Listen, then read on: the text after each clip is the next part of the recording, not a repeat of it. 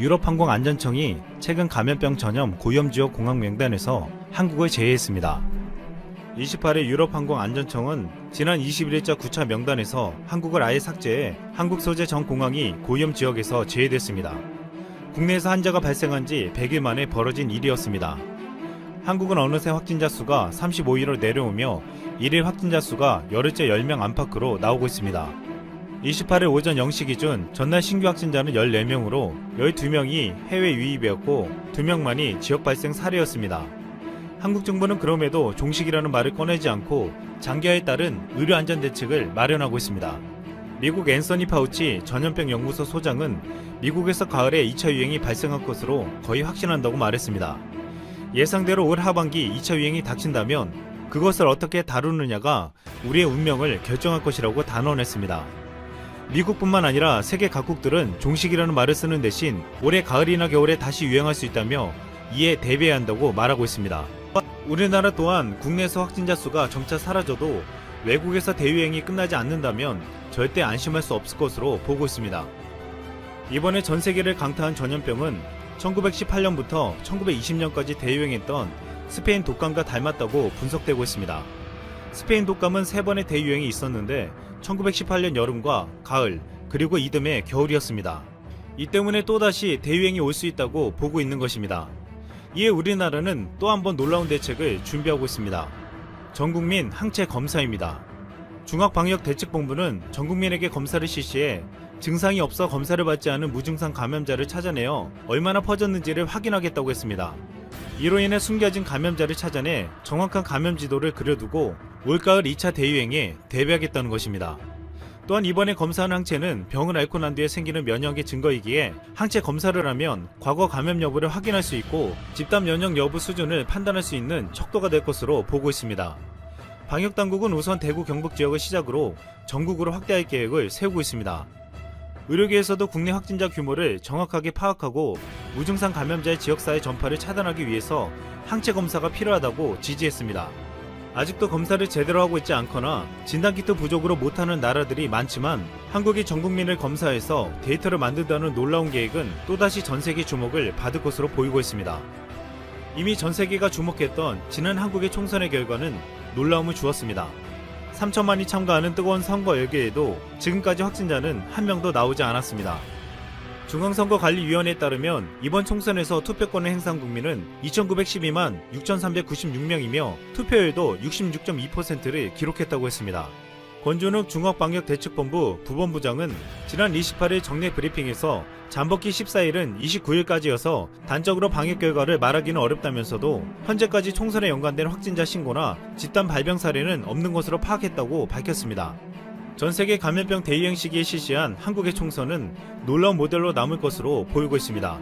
지난 28일 오스트리아 쿠르츠 총리는 문재인 대통령에게 전화를 걸어와 한국이 어떻게 성공적으로 대응했는지 대통령의 설명을 듣고 싶다고 말했습니다. 또한 쿠르츠 총리는 한국이 어떻게 학교 개혁을 진행하고 있는지 물어보고 오스트리아의 폐쇄한 식당과 상점을 열 때 어떤 전략을 써야 하는지도 물어보았습니다. 또한 한국은 감염병 대응 모범 국가이기 때문에 오스트리아의 한국 간 항공편 직항 노선도 재개하겠다고 말했습니다. 최근 오스트리아뿐만 아니라 세계 각국들은 한국의 방역이 성공적인 결과를 만들어냈다며 그동안 해온 조치들을 풀고 있습니다. 한국과 경제적으로 밀접한 관계에 있는 중국과 베트남은 최근 한국 기업인들을 예외적으로 입국을 허용했고 체코에서는 외국인을 전면 입국 제한하고 있지만 현대자동차 체코법인 기술 인력에 대해서만 입국을 허용하기도 했습니다. 한국은 성공적인 방역 모델로 인정받고 경제적인 교류를 재개하여 복구에 힘쓰고 있으며 이제는 전국민 항체 검사를 통해 2차 유행을 대비하고 있습니다. 이에 반해 일본은 한국과는 너무 다른 행보를 보이고 있습니다. 일본에서는 아직도 유증상자라 하더라도 검사를 받기 위해서는 사나흘 이상을 기다려야 한다고 했습니다. 이런 와중에 니시무라 경제재생 담당상이 지난 26일 트위터에 검사에서 음성이 나왔다고 글을 올리자 일본 네티즌들은 검사 대상이 아닌데도 검사를 받았다며 정보 요인이어서 특혜 검사를 받은 것 같다는 비난이 쏟아졌습니다. 지금 일본은 얼마나 조건이 까다롭고 늦게 검사를 해주는지 한국에서는 일반적으로 바로 이뤄지는 검사도 특혜라며 논란이 벌어지고 있습니다. NHK 방송에 따르면 도쿄 등지에서는 의심 증세가 나타나도 검사 받는데 나흘 이상 기다려야 하고 제때 병원 치료를 못 받아 숨지는 사례가 잇따르고 있다고 했습니다. 그런데도 일본은 한국이 진단키트를 지원할 수 있다는 보도가 나오자 한국 진단키트는 우선 성능평가를 해봐야 한다고 말했습니다. 우리나라가 주변 강대국을 대적하는 전략 개념 중 한 가지가 독침 전략, 고순도치 전략이 있다. 이 군이 오래전부터 염두해왔던 전략인데 있는 미사일 전략으로 이들 국가의 수도나 지휘부 등 핵심 주요 시설을 무력화하는 것이다. 우리 군이 보유한 미사일 전력이면 충분히 가능한 이야기다. 독침 전략을 성공하기 위해선 미사일의 힘이 절대 필요하고 사정거리가 길고 탄도 중량이 무거운 현무 미사일의 새로운 버전의 업그레이드가 중요하다. 우리 군은 현무 탄도미사일과 현무 순항미사일을 보유하고 있다. 앞에 숫자가 1호 시작되면 탄도미사일, 석자로 시작되면 순항미사일이다. 탄도미사일 현무 2, A, B, C는 사거리는 각각 300km, 500km, 800km이다. 현무비 1톤을 제외하고 탄도 중량은 0.5톤. 순항미사일인 현무 3, ABC는 사거리 500km, 1000km, 1500km가 실전 배치됐다. 특히 사거리 500km 이상의 순항미사일을 보유한 국가는 미국, 영국, 프랑스, 러시아, 중국, 이스라엘 등 6개국 정도이고 1500km 이상의 순항미사일을 개발한 국가는 미국, 러시아, 이스라엘, 한국 등 4개국에 불과하다. 즉 우리나라는 순항미사일 전세계 5터키라 드는 미사일 강국이다. 여기에 올해 국방부는 기존 사거리와 탄도 중량을 늘린 미사일을 개발하고 있다. 그렇다면 독침 전략, 고순도치 전략, 핵심 전략이 될 탄도미사일 현무-4와 사거리 3000km 순항미사일 현무 3D는 언제 개발이 완료되고 배치될까? 이와 관련 이슈 벨리는 방위사업청과 국방과학연구소에 직접 연락을 했다. 방위사업청 관계자는 우리가 접근할 수 없는 부분이라 양해를 구한다라고 말했고 국방과학연구소 관계자도 군사기밀 부분이라 말할 수 없다고 말했다. 민감한 미사일 정보를 이슈벨리에 쉽게 알려주지 않을 것이라고 예상은 했다. 다만 일각에서는 우리나라 최대 사거리 미사일과 최대 탄도 중량의 미사일이 개발 중에 있으며 혹시 개발이 완료됐거나 더 나아가 실전 배치했을 수도 있을 것이라는 관측이 나온다. 한국의 미사일 개발은 주변국에겐 큰 위협적 요소이며 특히 사디에 몸서리를 떨었던 중국 정부가 대륙 대부분 지역이 사정거리에 들어오는 3000km 순항미사일을 대한민국 군이 보유한다면 강력 반발이 예상된다. 중국은 이미 핵무기를 보유한 국가이고 사거리만 KML 대륙 간 탄도미사일을 보유했기에 우리나라에게 뭐라 항의할 명분은 없다. 다만 사드 배치로 이미 시진핑 정부는 중국에 진출한 우리 기업들을 힘들게 한 상황이라 우리 정부로서 신중할 수밖에 없다. 그럼에도 불구하고 군 소식통들은 사거리 800km 탄도 중량이 톤 탄도 미사일과 사거리 3000km 순항 미사일 개발은 이미 끝났고 시험 발사 중일 것이라고 전망한다. 서훈 국정원장은 최근 국회 정보위에 나와 북한의 미사일 시험에 대해 보고했다.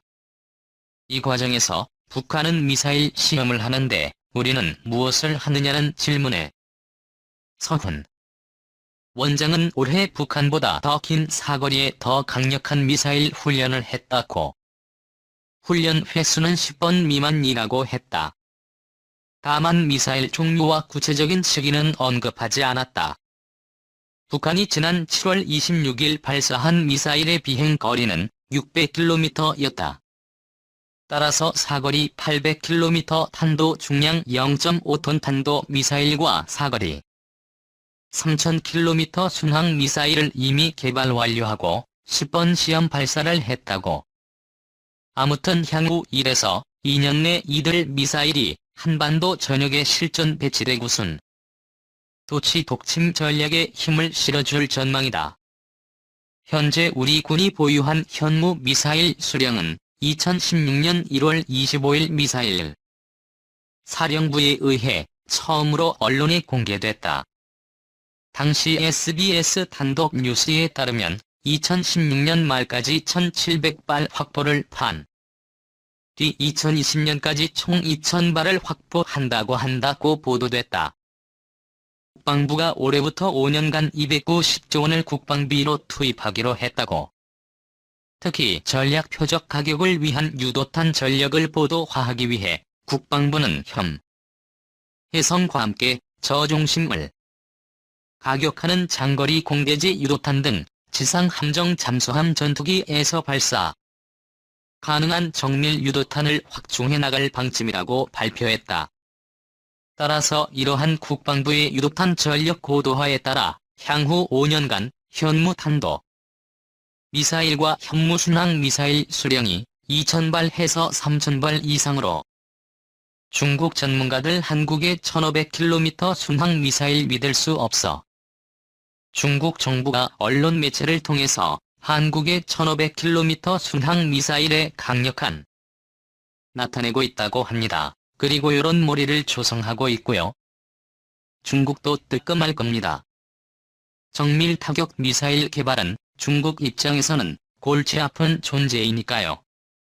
그에 관련된 국내 밀리 매니아들의 의견을 대충 요약하자면 조금만 관심을 가지고 본다면 한국이 순항 미사일 개발 역사가 굉장히 중국 정부도 알 텐데 중국 전문가들이 동원해서 다음 아래 글과 같이 사거리 1,500km 순항 미사일의 경계심을 보이면서도 왜 축소하고 왜곡하여 언론 매체를 통해서 중국인들에게 유포하여 여론 조성하는 저희가 국내 밀림 매니아들에 따르면 한국이 순항 미사일이 80년대 초부터 그때부터 기술 축적을 하면서 사거리를 늘려오고 시험 발사 등 노하우를 그리고 정부의 기존 발표 형태가 사거리 1,000km 개발 완료했을 때 500km 개발했다고 뒤늦게 언론에 공개하는 형태를 봤을 때에 물론 사거리 1,000km 순항 미사일 개발 공개 발표할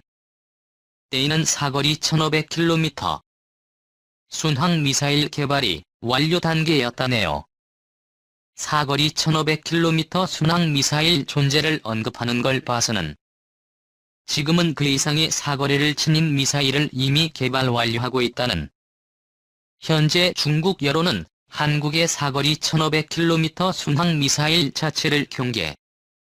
하지만 중국 밀리 매니아 중 그나마 좀 머리가 돌아가는 중국 밀리 매니아들은 표면적인 한국 사거리 1,500km 순항 미사일 돼 전략적 억제보다는 그 한국 사거리 1,500km 순항 미사일이 중국에 반공 10월 제압하는 가운데 앞으로 한국에서 도입할 스텔스 F-35 전투기가 활개를 치려지를 많이 사거리 1,500km 순항 미사일로 북경 상해 등의 중국 동북부 해안 도시들이 타격권이 들어가는 것이 중국 여론의 선 이슈화 되었지만 정작 따지고 보면 국내 순항 미사일의 전술적 목표가 중국 방공망 붕괴라는 겁니다. 이걸 중국 군부가 두려워한다네요.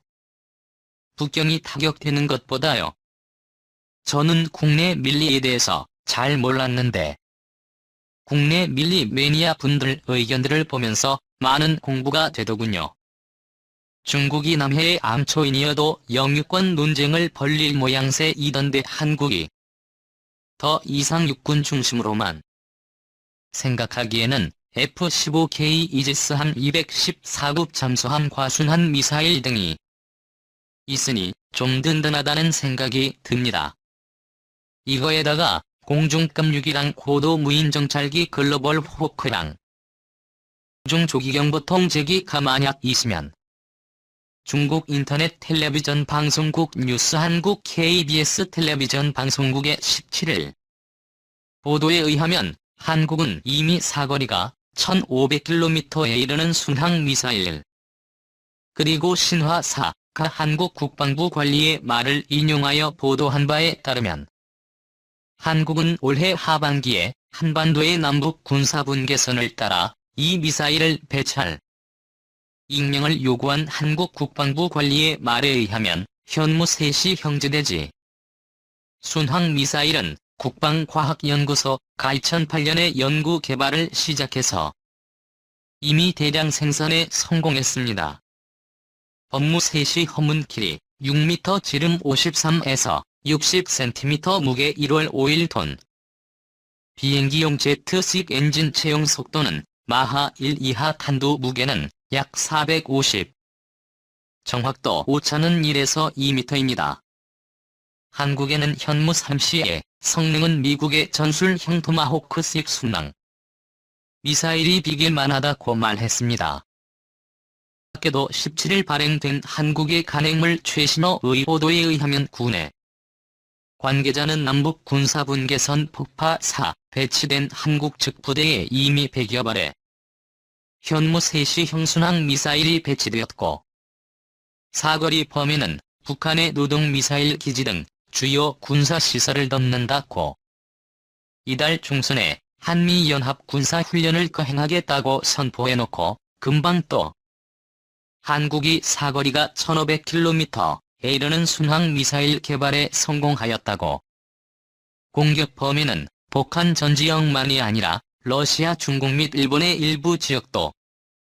무엇 때문에 이때의 미사일 소식을 공개하였을까요? 한국은 근래 군사적 움직임이 빈번한데 동북아시아 안보 상황에 어떤? 잠시 뒤를 들어보시죠. 진행자 왕슬인 여러분 안녕하십니까? 생방송으로 진행되는 시청을 환영합니다. 오늘 우리는 한국의 군사 동향에 관심을 갖게 되었습니다. 한국 매체의 보도에 의하면 한국 국방부 및 국방과학연구소 가사거리가 1500km에 이르는 순항미사일 현무 3시를 이미 성공적으로, 아울러 올해 하반기에 한반도의 남북 군사분계선을 따라 배치를 진행할. 한국은 왜 한미군사 훈련에 앞서 이 시점에 일어난 소식을 공개할까요? 현무 3시 순항미사일은 도대체 얼마나 위력이 있을까요? 한국의 이러한 일련의 움직임이 동북아의 안보 상황에 어떤 영향을 끼칠 수? 이런 화제와 관련해서 오늘 방송실에는 우리에게 해설을 해주실 두 분의 권위 있는 귀한 손님을 초청했습니다. 소개를 드리자면 이분의 전문가 중에 한 분은 본방송국의 특약평론원 이자 군사 전문가인 인주 소장입니다. 안녕하십니까. 다른 한 분은 중국국제문제연구소 군비통제연구중심의 주임인 텅치엔 친 선생입니다. 안녕하십니까. 텅 주임님. 이분이 방송실에 오셔서 우리의 이런 화제에 참여. 먼저 배경 영상을 잠깐 보고 나서 관련 뉴스의 심층적 내용을 풀어보도록.